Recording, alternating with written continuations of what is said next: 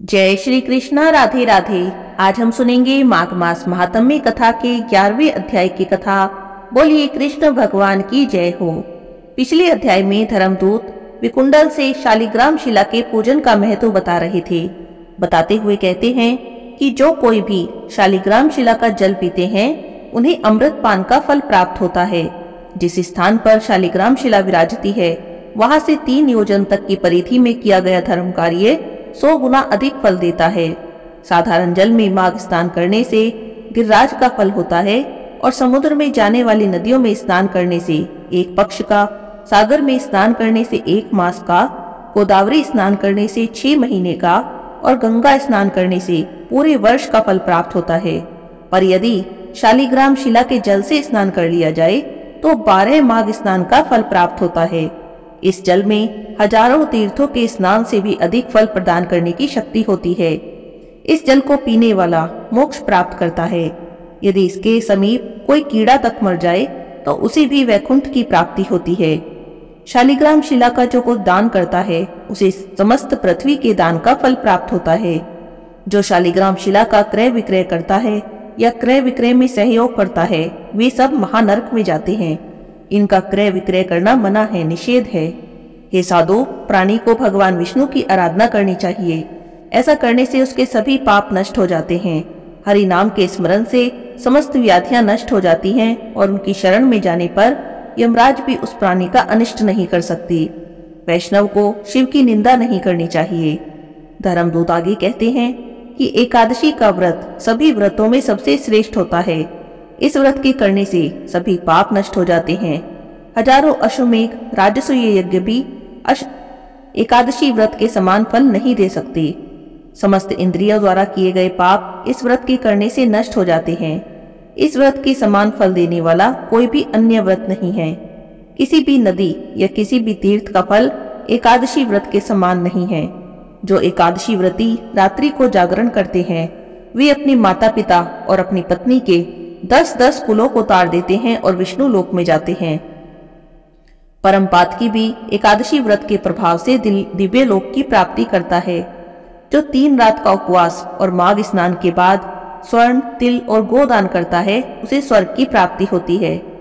हे वैश्य, अब मैं तुमसे संक्षेप में नरक से अलग रहने का धर्म कहता हूँ। प्राणी को कभी भी किसी से द्रोह नहीं करना चाहिए। इंद्रियों को वश में रखना चाहिए। दान देते रहना चाहिए। भगवान की सेवा करें। उचित प्रकार से वर्णाचर और आश्रम धर्म का पालन करें। यथाशक्ति वस्त्र, छाता, अन्न, जल, फल और धन का दान करें। धनी होने पर नित्य दान से बड़ा कोई धर्म नहीं है। शक्ति के अनुसार प्रसन्नता पूर्वक किया गया दान सदैव ही फलदायक होता है। विकुंडल ने कहा, हे देव, आपने जो धर्म ज्ञान दिया उसे सुनकर तो मैं बड़ा प्रसन्न हूँ। जिस प्रकार साधु के वचन पाप को नष्ट करने वाले होते हैं उसी प्रकार आपके उस उपदेश से मेरे मन का अज्ञान मिट गया है। जिस तरह चंद्रमा अमृत वर्षा करता है उसी प्रकार सज्जन उपदेश करते हैं। हे नाथ, आप कृपा करके वह उपाय बताइए जिससे मेरा भाई कुंडल उस घोर नरक से मुक्ति प्राप्त कर सके। भगवान दत्तात्रेय जी कहते हैं, हे राजन, वह धर्मदूत बड़ा ही दयालु था।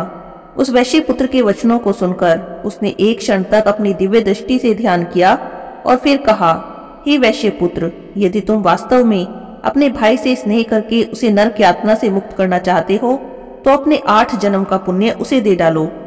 तब विकुंडल ने पूछा कि वह पुण्य क्या था।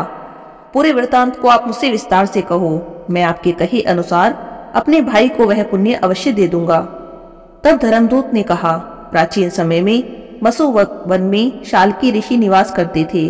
वे ब्रह्मा जी के समान संपन्न थे। उनकी पत्नी रेवती के 9 पुत्र थे जो परम तेजस्वी थे। उनमें से 5 ध्रुव, शशि, बुध, तार और ज्योतिष्मान अग्निहोत्र करने वाले गृहस्थ थे। शेष 4 निमोह, जितमाए, ध्यान, काम और गुणपति विरक्त हुए। वे चारों समस्त ओर से विरक्त होकर सन्यासी बन गए और एक गांव में रहने लगे। वे सदैव भगवान विष्णु के चरण कमल का ध्यान करते हुए भोजन, शयन, निद्रा, वस्त्र आदि सभी को त्याग करते हुए अपना जीवन व्यतीत करते थे। उन्होंने सभी कर्मों को त्याग दिया था। चराचर में विष्णु में देखते थे। उस समय तो मत्स्य देश के रहने वाले गृहस्थ ब्राह्मण थे विचरण करते हुए वे योगी दोपहर को तुम्हारे घर आ गए। उनके स्वरूप को जानकर तुमने उन्हें प्रणाम किया और चरण स्पर्श करते हुए मधुर वचनों में बोले, भगवान विष्णु की कृपा से आज मेरा जीवन सफल हो गया है, जो मुझे आपके दर्शन प्राप्त हुए। तब तुमने स्नेह के वशीभूत होकर उनके चरण धोए और चरणामृत का पान किया। उन सन्यासियों के चरणामृत के प्रभाव से तुम्हारे 7 जन्म के पाप एक क्षण में नष्ट हो गए। वे परमहंस रात्रि को तुम्हारे घर पर ही विश्राम करते हुए विष्णु चरणों के ध्यान में मग्न थे। उनके सत्कार से तुमको जो पुण्य प्राप्त हुआ उसका वर्णन तो हजारों मुख से भी नहीं किया जा सकता। भूतों से प्राणी, प्राणियों से बुद्धिमान, उनसे मनुष्य और मनुष्यों से भी ब्राह्मण श्रेष्ठ है। ब्राह्मण में बुद्धिमान, विद्वानों में कृतबुद्धि, उसके क्रियात्मक और उसके ब्रह्मावेका श्रेष्ठ हैं। ब्रह्मावेका तीनों लोकों में श्रेष्ठ हैं। वह सदैव पूजे जाते हैं। उनके तो दर्शन मात्र से प्राणियों के सभी पाप नष्ट हो जाते हैं। यही तुम्हारे 8वें जन्म का पुण्य है। इतना सुनकर विकुंडल ने अपने भाई के लिए उन पुण्यों का दान कर दिया। उसका भाई नरक से छूटकर उससे आ मिला और वे दोनों दिव्य लोक के सुखों को भोगने लगे। इस कथा को जो कोई भी पढ़ता है या सुनता है उसके सभी पाप नष्ट हो जाते हैं। आज की कथा यहीं पर समाप्त होती है। आगे की कथा हम अगले अध्याय में सुनेंगे। बोलिए कृष्ण भगवान की जय हो। अब सुनते हैं आज की कथा। बहुत समय पहले की बात है। एक राजा था। अपनी प्रजा को पुत्र के समान मानता था और न्याय प्रियता के कारण अपनी प्रजा में बहुत लोकप्रिय था। एक दिन की बात है, वह अपने दरबार में बैठा था। अचानक उसके दिमाग में एक सवाल आया कि मनुष्य का मरने के बाद क्या होता होगा। अब इस सवाल के उत्तर को पाने के लिए राजा ने अपने दरबार में सभी मंत्रियों से सलाह मशवरा किया। अब सभी लोग राजा की इस जिज्ञासा भरी समस्या से चिंतित हो गए। काफी सोचने विचारने के बाद भी जब इसका उत्तर नहीं मिल सका, तब राजा ने निर्णय किया कि मेरे सारे राज्य में ढिंडोरा पिटवा दिया जाए। कह दिया जाए कि जो आदमी कब्र में मुर्दे के समान लेटकर रात भर कब्र में मरने के बाद होने वाली सभी क्रियाओं का हवाला देगा, सारी बातें बताएगा, उसे 500 सोने की मोहरें दी जाएंगी। अब राजा का आदेश था तो सारे राज्य में ढिंडोरा पिटवा दिया गया। अब समस्या आई कि अच्छा भला जीवित कौन व्यक्ति मरने को तैयार हो। आखिरकार सारे राज्य में से एक ऐसा व्यक्ति इस काम को करने को तैयार हो गया, जो इतना कंजूस था कि सुख से खाता पीता और सोता भी नहीं था। अब उसको राजा के सामने लाया गया। राजा के आदेश के अनुसार उसके लिए बढ़िया फूलों से सुसज्जित अर्थी बनाई गई। उस पर लिटा दिया, उसे सफेद कपड़े से ढक दिया और उसे कब्रिस्तान ले जाया गया। घर से जाने पर रास्ते में एक फकीर ने उसका पीछा किया और कहने लगा कि अब तो तुम मरने जा रहे हो, घर में अकेले रहते हो, इतना धन तुम्हारे घर में कैद पड़ा रहेगा, कुछ मुझे दे दो। कंजूस बार बार मना करने लगा, लेकिन फकीर ने कंजूस का पीछा नहीं छोड़ा। बार बार कुछ मांगता ही रहा। कंजूस तो अब एकदम परेशान हो गया।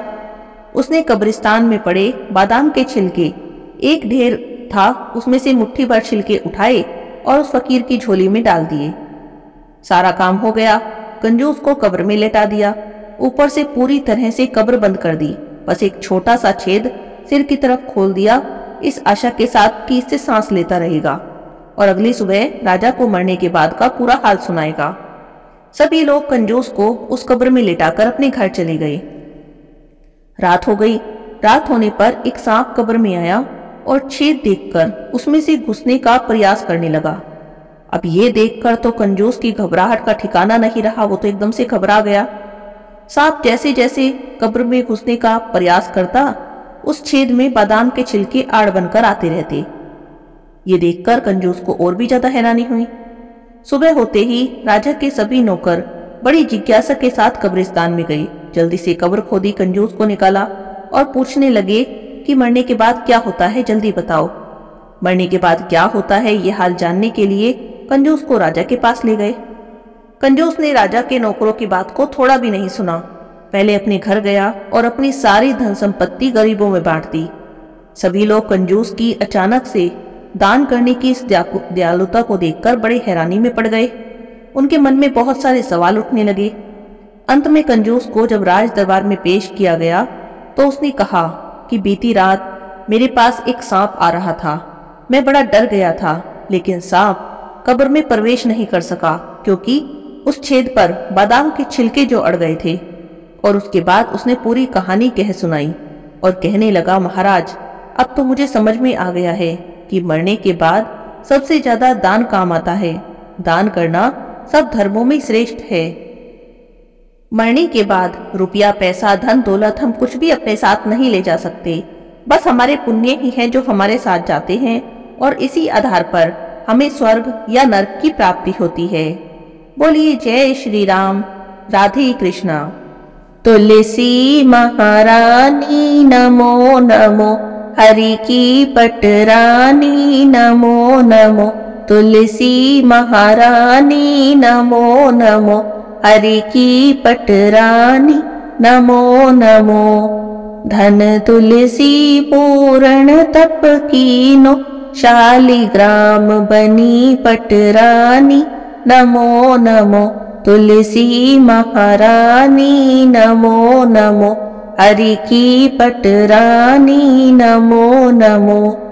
जाके पत्र मंजरी कोमल, श्रीपति कमल चरण लपटानी नमो नमो। तुलसी महारानी नमो नमो, हरि की पटरानी नमो नमो।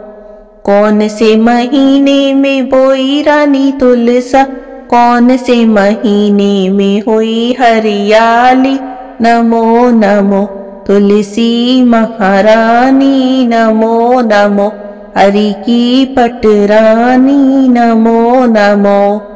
कौन से महीने में हुई तेरी पूजा, कौन से महीने में हुई पटरानी नमो नमो। तुलसी महारानी नमो नमो। तुलसी महारानी नमो नमो। आषाढ़ मास में बोई रानी तुलसा, सावन मास में हुई हरियाली नमो नमो। तुलसी महारानी नमो नमो, हरि की पटरानी नमो नमो। कार्तिक मास में हुई तेरी पूजा, मंगसिर मास में हुई पटरानी नमो नमो। तुलसी महारानी नमो नमो, हरि की पटरानी नमो नमो। धूप दीप नैवेद्य आरती, पुष्पन की वर्षा बरसानी नमो नमो। तुलसी महारानी नमो नमो। तुलसी महारानी नमो नमो। 56 भोग 3600 व्यंजन, बिन तुलसी हरि एक न मानी नमो नमो। तुलसी महारानी नमो नमो, हरि की पटरानी नमो नमो। जो कोई तुलसी जी को सवेरे गाए, श्री कृष्ण के दर्शन पाए नमो नमो। तुलसी महारानी नमो नमो, हरि की पटरानी नमो नमो।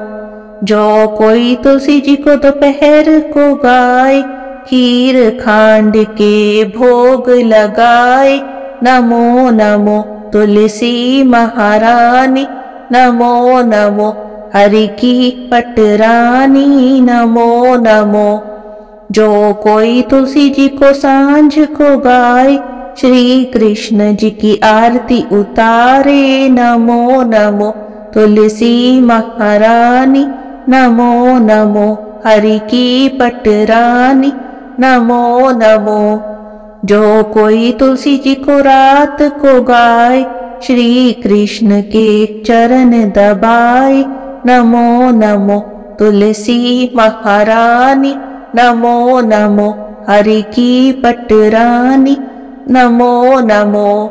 सभी सखी मैया तेरो यश गावे, भक्ति दान दीजो महारानी नमो नमो। तुलसी महारानी नमो नमो। तुलसी महारानी नमो नमो, हरि की पटरानी नमो नमो। तुलसी महारानी नमो नमो। बोली तुलसी माता की जय हो।